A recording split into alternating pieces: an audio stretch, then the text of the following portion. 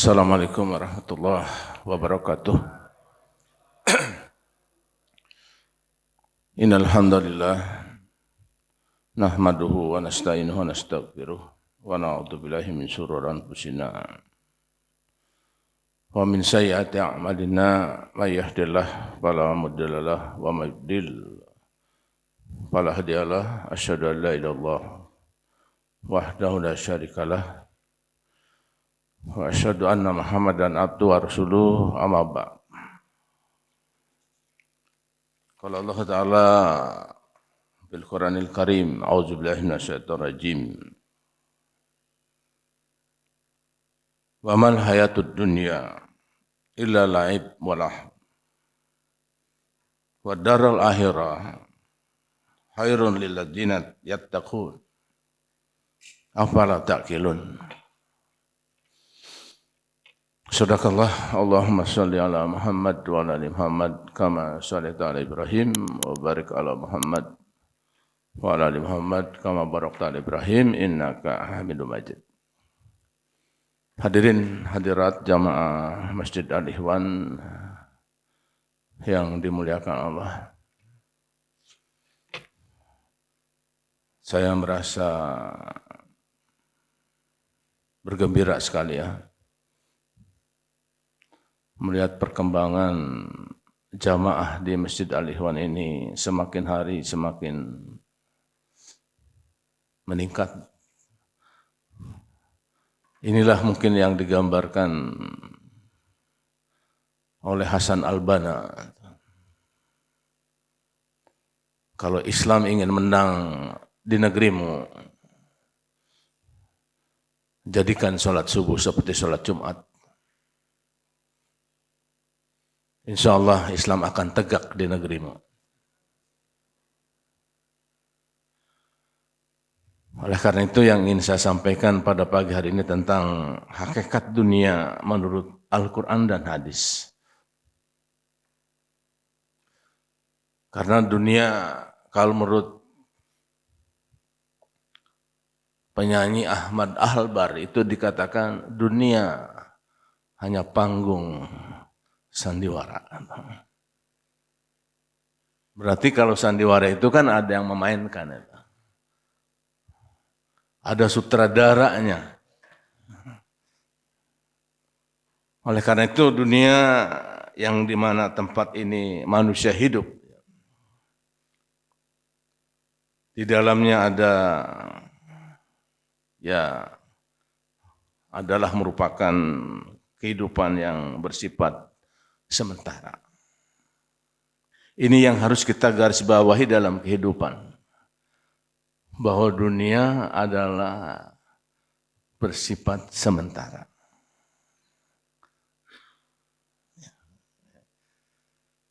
Dunia bukanlah segalanya. Dunia dengan segala keindahan di dalamnya adalah sarana kehidupan untuk menuju kehidupan akhirat yang abadi, yang hakiki. Kehidupan yang penuh dengan kenikmatan, sekaligus tempat kesengsaraan juga yang abadi. Tergantung dari amal perbuatan yang dilakukan oleh manusia itu sendiri. Jadi dunia ini memang majro'ah, tempat menanam.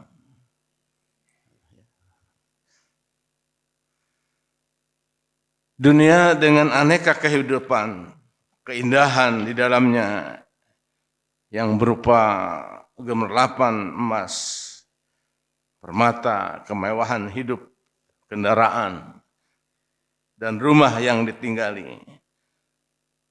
Kebun yang luas yang ditanami adalah merupakan pelengkap kehidupan. Pelengkap saja sebetulnya. Karena kalau saya tanya ibu dan bapak, lahir ke dunia ini kemauan siapa sih? Kemauan orang tua? Enggak, ada orang yang berumah tangga juga enggak punya anak, padahal dia punya kemauan punya anak. Jadi hidup di dunia ini adalah kemauan Allah. Kita diciptakan oleh Allah ini untuk kita mengabdi kepada Allah itu. Maka manusia yang lebih mengedepankan akal mereka ya tidak akan tertipu dengan kehidupan dunia yang fana ini. Dengan kemolekannya, dengan keindahannya. Dia tetap akan bertahan untuk pengabdian kepada Allah. Tidak akan tertipu. Kalau paham hakikat dunia.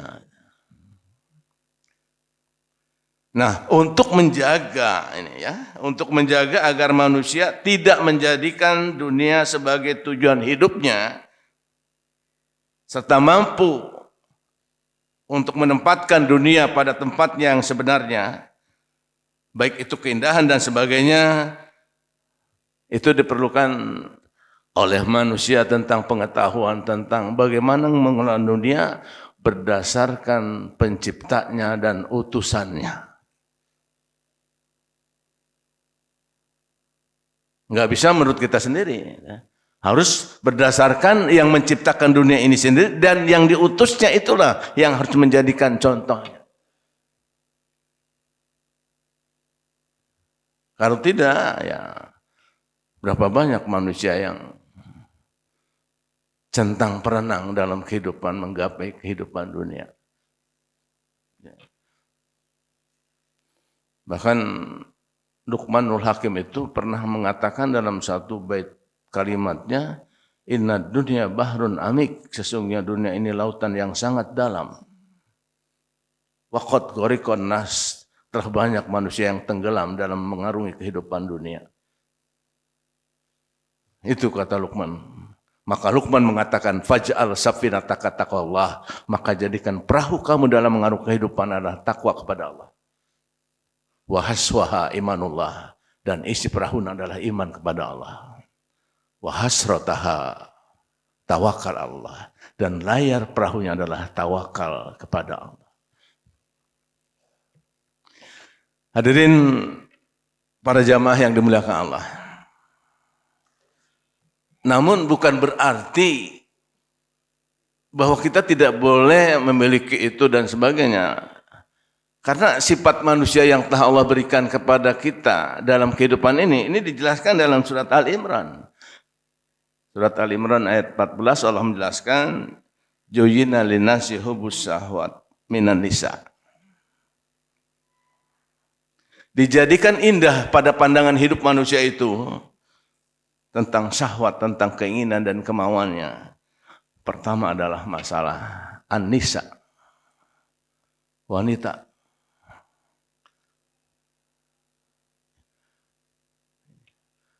Bukan tidak boleh memiliki wanita, boleh, tapi ada batasnya. Fankihum atau balakum minan nisa. Itu. Menurut aturannya itu. Wal banin, dan anak, silakan. Wal munkantara, atau harta yang bertumpuk, silakan. Tapi cari harta itu dengan cara yang dibenarkan berdasarkan yang telah menciptakan dunia ini. Dan tentunya fungsi dan jobnya manusia masing-masing di dunia ini, apapun dia jobnya, silakan memanfaatkan dunia ini dengan segalanya. Jadi di sini memang dalam surat Al-Imran itu yang paling pertama, Juyina linasi hubus syahwat minan nisa. Omong kosong kalau manusia dalam kehidupan, kenapa yang pertama kali yang dicintainya itu wanita? Karena yang bisa menjatuhkan kehidupan juga wanita. Banyak orang yang dalam hidup rumah tangga kadang-kadang DKI, di bawah ketiak istri.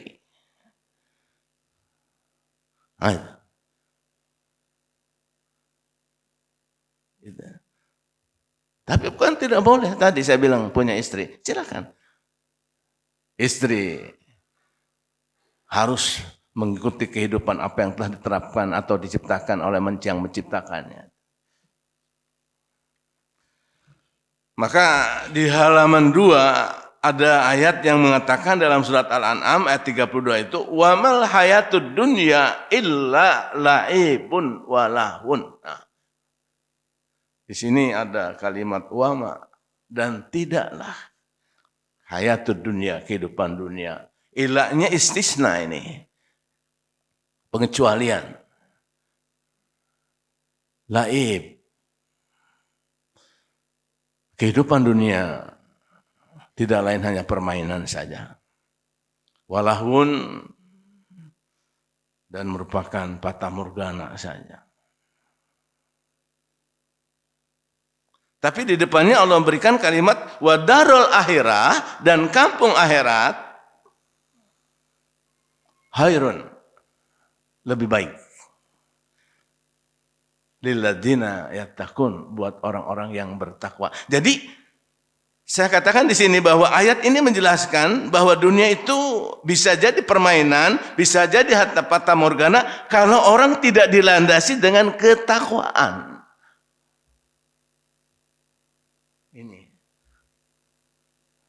Karena di ujung ayatnya apalah takilun. Kalau orang tidak bisa memanfaatkan dunia yang Allah telah berikan ini hanya sekedar permainan dan hanya sekedar fata morgana, maka ayat ujungnya Allah menjelaskan apalah takilun. Apa kamu tidak berpikir?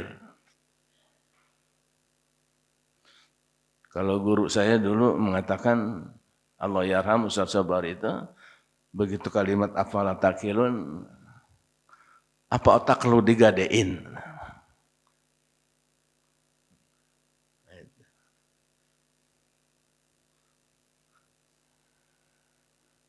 Nah, di ayat keduanya di dalam surat An-Anfal 28-nya, wa'lamu, ini perintah amar ya. Ketahuilah annama, bahwasanya amwalakum, harta kamu, wa auladukum, dan anak-anak kamu, fitnah. Fitnah dalam bahasa Arab bukan menghasut, ujian. Ujian. Ya. Tapi di ujung ayatnya Allah menjelaskan, wa annallaha indahu ajran adima. Di sisi Allah ada pahala yang besar, pahala yang agung. Kalau orang bisa memanfaatkan harta dan anak dalam kehidupannya untuk mencapai target kehidupan, mencari ridha Allah itu.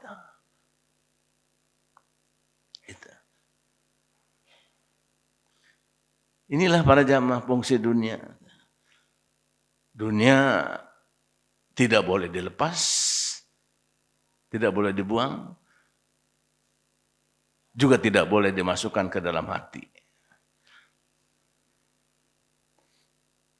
Karena Umar mengatakan, boleh kau raih dunia, cukup di tangan, jangan dimasukkan dalam hati. Sebab kalau dimasukkan dalam hati, tidak sedikit orang yang beri kulkas, dia nggak bisa tidur, bahkan tidur di pinggir kulkasnya, takut kulkasnya ada yang ngambil itu.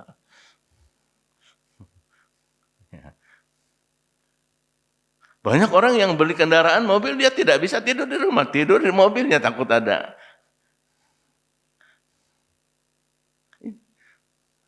Inilah dunia. Di sisi Allah. Jadi fungsi dunia yang Allah berikan kepada kita tergantung kita mengelolanya. Sehingga tujuan dunia diciptakan Allah adalah untuk mencapai target kehidupan yang abadi, yaitu akhirat.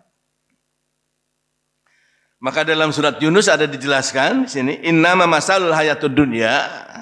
Sesungguhnya permisalan kehidupan dunia itu seperti apa? Seperti hujan yang diturunkan, kemudian dia akan menyuburkan tanah yang diturunkan hujan, kemudian akan menguning kalau dia padi, tapi setelah menguning manusia akan mengetamnya, menganggapnya besoknya, tetapi malam harinya sudah tidak ada.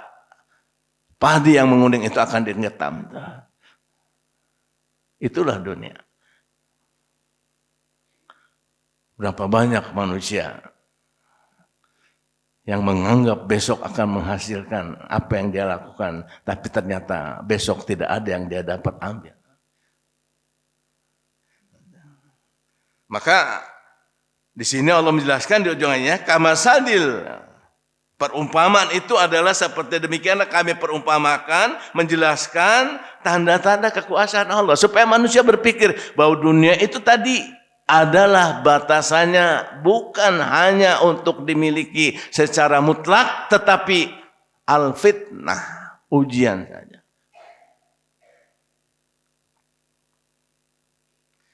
Maka dalam surat Al-Kahfi ya, surat 7-nya inna ja'alna ma'alal ar, sesungguhnya kami jadikan apa yang di muka bumi ini jinatun, perhiasan saja. Dari perhiasan itu kata Allah laha nabluwalahum akan kami uji mereka. Ayyuhum ahsanu amala. Jadi dunia yang Allah berikan kepada kita semuanya itu untuk menguji kita, dan dari sana Allah mengatakan akan kami uji mereka siapa yang dalam mengelola dunia itu sampai ke tingkat ahsanu amala, yang paling baik amalnya. Dari dunia yang dimiliki ini ya silakan. Tapi siapa yang paling baik amal? Tapi seperangkat dunia ini ya Pak, ya saya katakan bukan hanya materi, kedudukan, posisi, itu semua dunia. Manfaatkan untuk kehidupan yang hakiki. Jangan jabatan untuk menipu, mendustai umat, membodohi umat. Itu artinya sudah penyimpangan dalam dunia. Dunia yang Allah berikan itu. Jadi konotasinya tentang dunia ini bukan hanya materi. Seluruh apapun yang diberikan oleh Allah dalam kehidupan itu adalah dunia.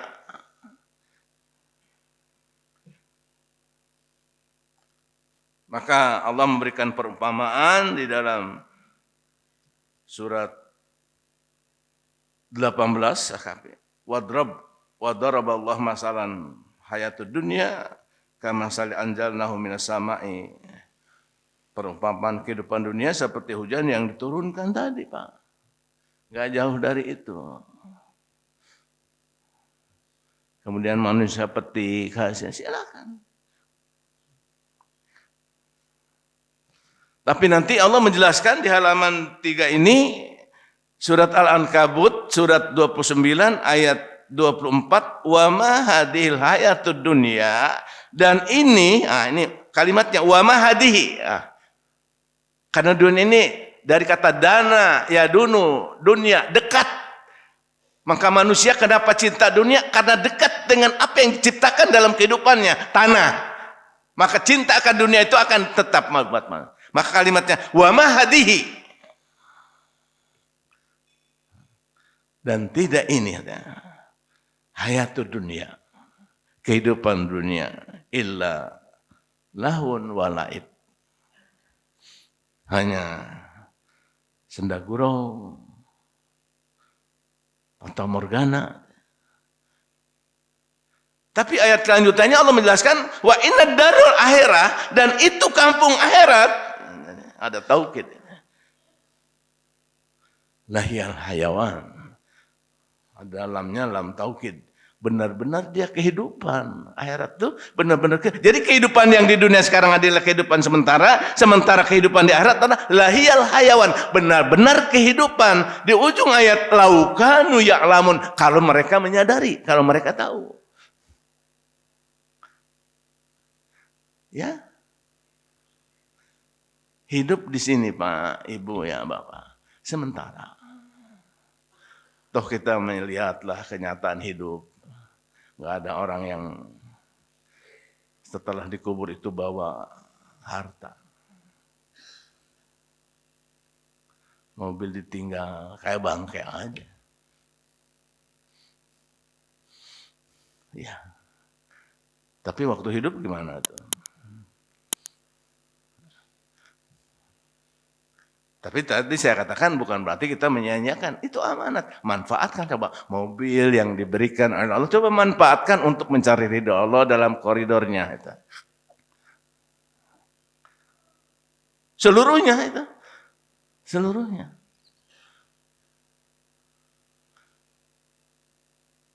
Ya.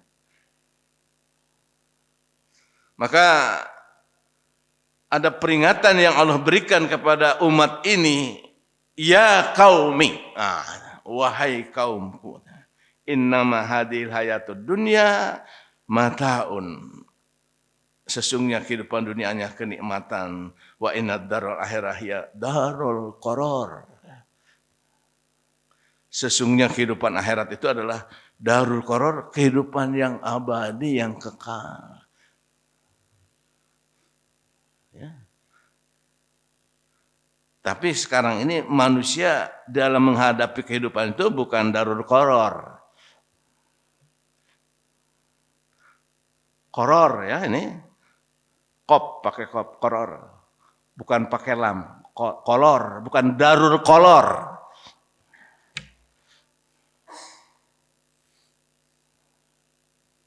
Berapa banyak manusia yang tertipu dengan kehidupan darul kolor.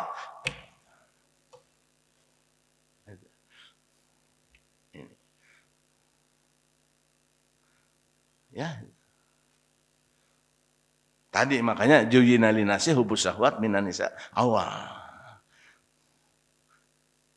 Tapi bukan tidak boleh, tadi saya katakan boleh, tapi dengan cara yang dibenarkan menurut syariat.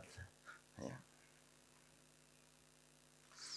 Nah, oleh karena itu dalam surat Muhammad surat 40 ayat 36 Allah menjelaskan innama hayatul dunya laibun walahun. Dan sesungguhnya kehidupan dunia ini memang hanya sekedar permainan dan fata morgana. Wa in tu'minu wa tattaqu. Dan jika itu orang beriman dan bertakwa. Jadi di sini kalimat depannya ada awalnya dunia dengan permainan dan tapi Allah jelaskan, tapi kalau orang yang mengelolanya dengan keimanan dengan ketakwaan, itulah yang diharapkan. Jadi bukan berarti tidak boleh, kaya boleh. Umat Islam harus kaya, tetapi apa yang diberikan Allah, kekayaan itu keluarkan. Batas-batas yang telah diberikan oleh Allah banyak nanti. Harta yang diambil dengan cara sempurna ya 2,5%. Harta yang diairi dengan air yang mengalir ada 5%. Harta yang tidak diairi dengan air yang mengalir ada yang 10%. Oh, itu silakan. Bahkan ada harta yang diambil sampai 20%. Itu dunia.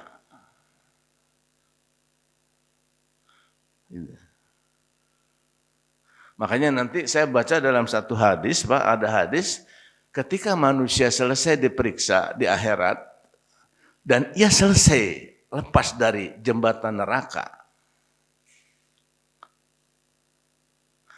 itu masih ada penghisaban antara masuk neraka masuk surga itu. Namanya al-munqantarah, tempat pembersihan seorang mukmin yang masih melakukan ada mungkin zakatnya dikeluarkan tidak pas dengan aturan. Di situ dibersihkan. Al-munqantarah itu. Orang mukmin mungkin yang pernah menyakiti sedikit orang yang beriman juga, disitulah dibersihkan. Dia sudah lepas dari jembatan neraka. Jembatan yang dikatakan nanti wa in minkum ila waridua. Setiap kalian akan masuk neraka. Itu dalam surat Maryam ayat 71. Setiap kalian pasti masuk neraka. Tapi masuk neraka itu bisa jadi orang itu akan dingin neraka seperti ketika dinginnya api membakar Nabi Ibrahim.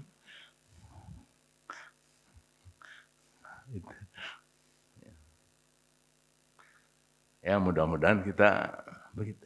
Insya Allah. Kalau jamaah al-Ikhwan, saya mendoakan mudah-mudahan kita melewati dan masuk wariduha. Insya Allah dingin nerakanya seperti dingin ketika Nabi Ibrahim dibakar oleh api. Amin. Ya. Apalagi yang datang subuh. Ya. Kalau Buya Hamka bilang kalau mau lihat orang yang beriman, ya ketika datang subuh. Kalau melihat orang Islam, yang ketika sholat Idul Fitri, Idul Adha, itulah orang Islam. Makanya saya gembira nih. Kalau nanti bisa penuh lagi jamaah Al-Ikhwan, Masya Allah. Ini tanda-tanda. Tanda-tanda kemenangan. Baik para jamaah yang dimuliakan Allah. Oleh karena itu Allah menjelaskan dalam surat Al-Hadid, surat 57 ayat 20, "I'lamu annamal hayatad dunya." Ketahuilah katanya kehidupan dunia ini hanya laibun walahun, permainan, fata morgana, wajinatun hanya perhiasan, watafahurun bainakum dan kamu berlomba-lomba memperbanyak dengan anak dan harta. Boleh. Tapi tadi kelolalah dengan keimanan dan ketakwaan. Itu. Dengan aturan-aturan yang telah Allah tentukan dalam Al-Quran maupun dalam hadis yang telah diberikan kepada Nabi Sallallahu Alaihi Wasallam itu. Karena di ujung ayatnya, wa mal hayatud dunya illa mataul gurur. Kehidupan dunia itu adalah kesenangan yang menipu. Itu. Bapak pernah lihat bulan indah. Tapi ketika astronot melihat bulan di sana, itulah mata. Bapak pernah melihat puncak gunung indah? Kemarin saya naik Pak ke puncak gunung Sawah Lunto, tuh. Kesasar. Seluruh kota kelihatan itu. Cuman gak ada manusia satupun. Saya bilang gimana kalau di akhirat ini enggak ada.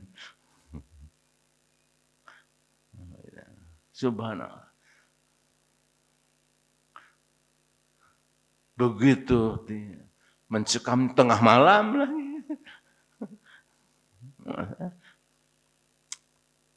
Itulah dunia. Jadi saya bilang sama anak-anak, kebetulan memang satu mobil banyak. Inilah saya bilang. Kalau saja kita ini ibarat akhirat begini, apakah ada kehidupan yang bisa menyenangkannya? Gak ada. Nah, oleh karena itu para jamaah dalam surat At-Taghabun, surat 65, surat 64, ya, ayat 15-nya Allah menjelaskan, innama amwalukum wa auladukum fitnah. Sesungguhnya kehidupan dunia ini, harta dan anak kamu hanya fitnah. Wallahu indahu ajrun adim. Di sisi Allah ada pahala yang agung. Artinya kalau manusia tadi bisa memanfaatkan hidup ini dengan baik, ada pahala. Kalau enggak ya udah. Karena nanti ada beberapa hadis Pak ya, yang saya ketika baca hadis ini sampai merinding Pak. Ada Rasul mengatakan dalam satu hadis Imam Ibnu Majahnya, kunna ma Rasulullah, kami pernah berjalan bersama Rasulullah katanya. Kemudian Rasulullah ketika berjalan itu dia tiba-tiba melihat ada seekor kambing mati dengan kaki terangkat. Maka beliau pun berkata kepada para sahabatnya, bukankah kalian melihat bahwa hal ini merupakan suatu yang hina bagi pemiliknya? Iya, jamaah bilang, sahabat. Demi zat yang jiwaku berada di tangannya, kata Rasul, sungguh dunia itu adalah lebih hina di hadapan Allah daripada bangkai ini. Bayangkan, bangkai Rasul angkat nih. Dunia ini kalau manusia sudah meninggal lebih dari bangkai kalau tidak dimanfaatkan kehidupan.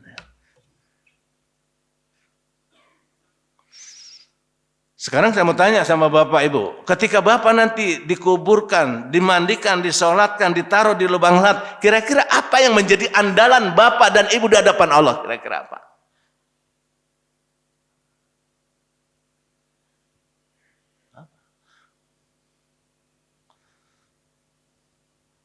Kan dalam hadis ada 3 kelompok manusia yang mengiringi jenazah itu kan.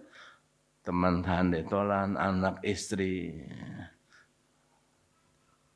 dan amal.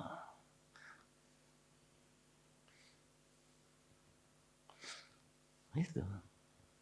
Anak istri nggak bakalan ikut dikubur.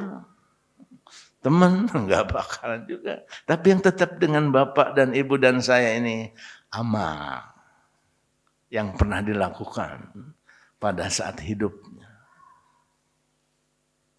Ininya harus digarisbawahi ini. Bahwa inilah ujungnya persoalan. Itu Rasul menggambarkan dunia itu ibarat bangkai yang sudah mati. Gimana? Itu nanti dunia yang kamu tinggalkan kalau tidak dimanfaatkan dengan baik itu lebih jelek dari itu. Yang kedua dalam hadis yang diriwayatkan Imam Muslim, qala Rasulullah sallallahu alaihi wasallam, Rasul menjelaskan, ma dunya fil akhirah, dunia ini kata Rasul, demi Allah, tidaklah dunia di akhirat ini kecuali seperti sesuatu yang dijadikan oleh jari kalian. Jadi kalau dunia ini yang kalian miliki ini, kalian masukkan jari ke dalam ember yang ada air atau lautan yang ada air, kalian masukkan jemari. Yang kalian angkat nanti dari sisa air yang ada itu berapa banyak? Ini hadis ya, hadis. Ini gambaran Rasul menggambarkan dunia. Maka saya ingin dalam menafsirkan Quran itu selalu Al-Qur'annya ini hadis yang memang hubungannya dengan dunia. Tidak dari pikiran kita. Penjelasan al-hadis, nah ini. Begini dunia.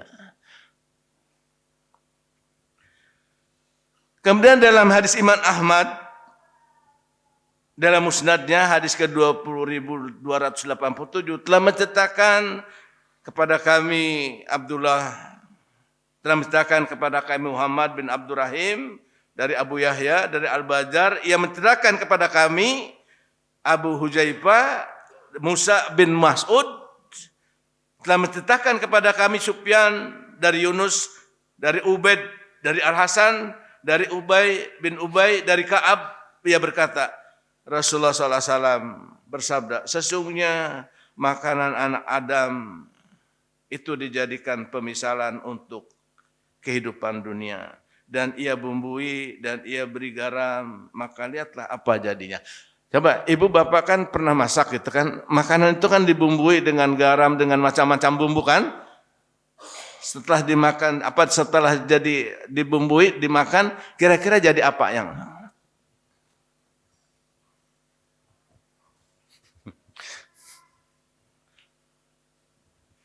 Itu. Ujungnya itu.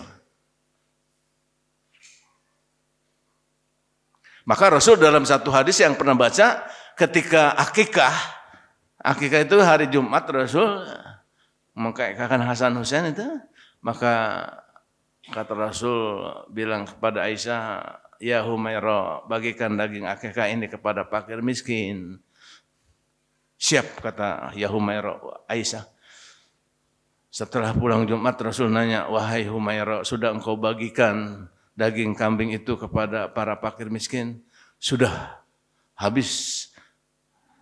Tapi waktu mau bagiin itu Aisyah ingat bahwa suaminya jarang makan daging kambing, dia sisain satu paha. Tinggal ini satu paha buat kita berdua ya Rasulullah.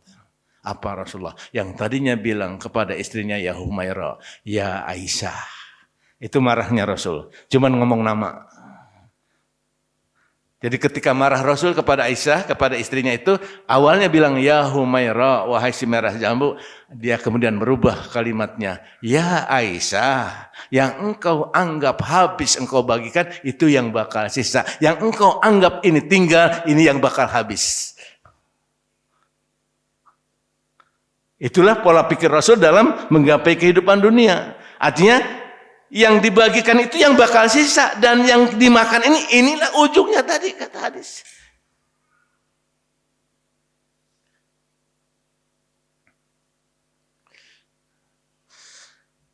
Para ibu dan bapak jamaah yang dimuliakan Allah. Kemudian dalam hadis Imam Ahmad lagi ada dijelaskan, saya bacakan artinya ya, telah menceritakan kepada kami Affan telah menceritakan kepada kami Hamad bin Zaid, dan menceritakan kepada kami Mujahid bin Sa'id dari Qais, dari Abu Haji, dari Hajim, dan Mustarid bin Sadyad, ia berkata, saya pernah bersama Rasul, kuna ma'a Rasul, katanya, saya bersama dalam suatu rombongan. Katanya. Maka ketika melewati bangkai anak kambing yang telah dibuang, Rasulullah SAW pun bersabda, apakah kalian melihat bangkai ini? Katanya. Nanya para sahabat. Begitu hinanya dia di hadapan pemiliknya. Para sahabat menyambut, wahai Rasulullah, karena hina itulah maka hingga mereka dibuangnya. Kemudian beliau bersabda, maka demi zat yang jiwa Muhammad berada di tangannya, sungguh dunia adalah lebih hina dari itu. Itu. Dunia akan lebih hina dari bangkai yang dibuang kalau tidak dimanfaatkan. Jadi kalau sekarang kita dibutuhkan untuk Palestina, bantuan, kalau memang di jalan Allah kita harus berani. Karena tinggalkan juga nanti nggak ada artinya. Manfaatkan untuk tegaknya li kalimatillah ini. Bantuan. Dan dengan dunia yang telah diberikan Allah, manfaatkan apa yang telah ditetapkan oleh para ulama. Supaya kita tidak membeli dan membelanjakan harta apa-apa yang diproduk oleh Israel, lakukan. Jangan kita masih ada kesempatan ingin membeli sesuatu yang diproduk oleh membantu Israel itu. Ini dunia ujungnya nanti.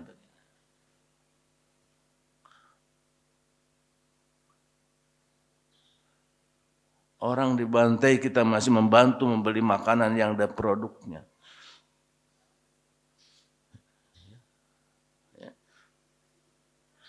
Inilah dunia para jamaah.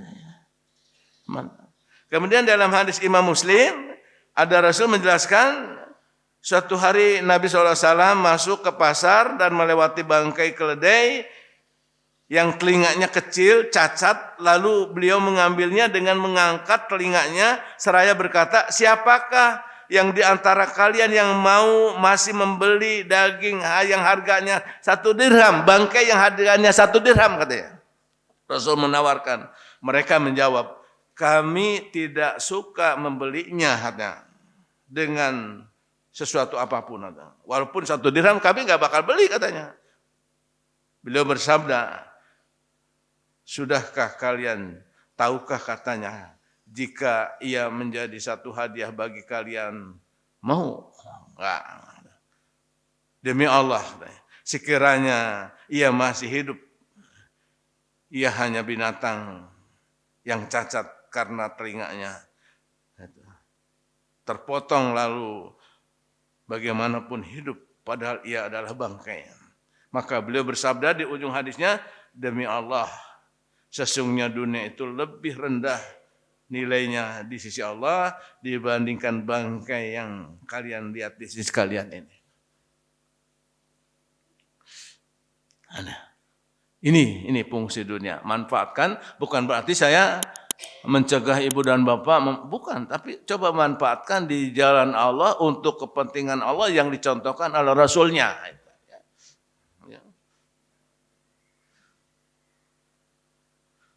Maka ada dalam hadis Imam Ahmad, apalah artinya dunia bagiku, kata Rasulullah. Dia adalah perpisahan dengan dunia, kecuali seperti seorang yang mengendarai satu kendaraan, mengembara, pada satu saat dia mengembara, kemudian dia berlabuh di bawah naungan pohon, kemudian setelah itu dia tinggalkan. Jadi dunia itu ibarat tadi Pak, artinya kita sebagai musafir yang kita berteduh sebentar, nanti akan tinggalkan itu. Itulah dunia. Kita sebagai pengembara, musafir, setelah itu kita akan meninggalkan.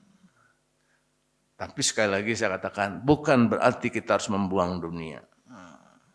Kita lihat di halaman terakhir, dunia yang ada pada kita, apa yang harus kita lakukan.